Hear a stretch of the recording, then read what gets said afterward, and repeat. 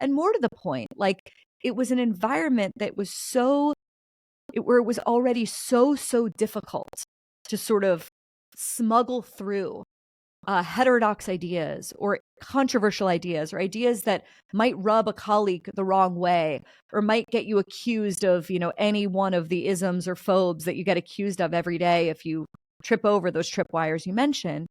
So do I stay and sort of cling to the prestige of being able to tell people I work at the New York Times, which at least, on the Upper West Side of Manhattan where I lived at the time was definitely an asset, maybe not in Arkansas, but definitely in Manhattan? Or do I leave? And do I leave to sort of pursue the curiosity that led me to become a journalist in the first place? And I left, and I left in a sort of very loud way with this open letter to the publisher of the newspaper, A.G. Sulzberger. And thus began a period of intense day drinking, weight gain, and casting about for what I would do next. And well, here I am doing what I decided ultimately to do next. But, it's a long-winded way of saying, like, it was like one of the few moments in my life where I sort of stepped back and said, what is the purpose of my life?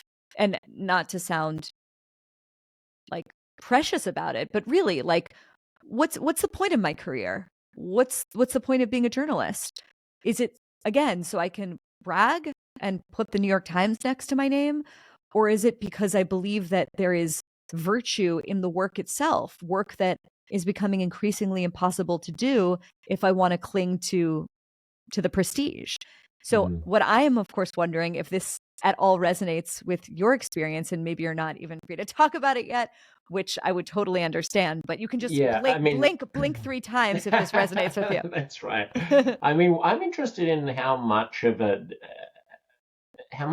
was corporate cautiousness and arse covering and kind of legalistic desire to avoid bad PR and upsetting subscribers and like financial imperatives versus, and I'm wrestling with this myself, versus just an ideological blinkeredness, a blindedness, a sense that like we know what the right answers are here. Why do these troublemaking people like Bari keep coming around and asking complicated questions about issues that are actually quite simple? Like we know what the just, position here is, and so stop screwing around, with your fancy games of free speech and alternative and what about this? Like we have the answers, so shut up and suck it. Do you have a sense of which, you know what I mean? Like, yeah, it could yeah. be I mean, either.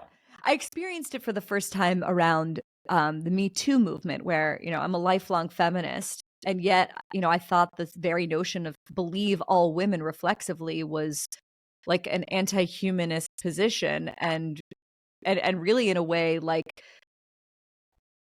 just didn't square with reality. Like, women can lie just like everybody else. And it doesn't mean that the Me Too movement, wasn't in many ways virtuous and wasn't in many ways overdue. But I remember writing pieces around that time. I specifically one called Aziz Ansari is guilty of not being a mind reader that went very viral.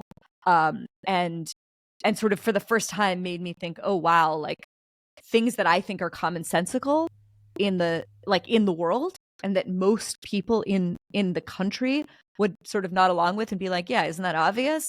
Like in the framework of the New York Times felt like incredibly radical. And again, it was like, as you're saying, but the frame was the problem, right? Like if, again, there are places that just announce themselves like, we are a left-wing publication, we are a socialist publication, we are a right-wing publication. And okay, so like, what you're going to get, and they're serving their readers.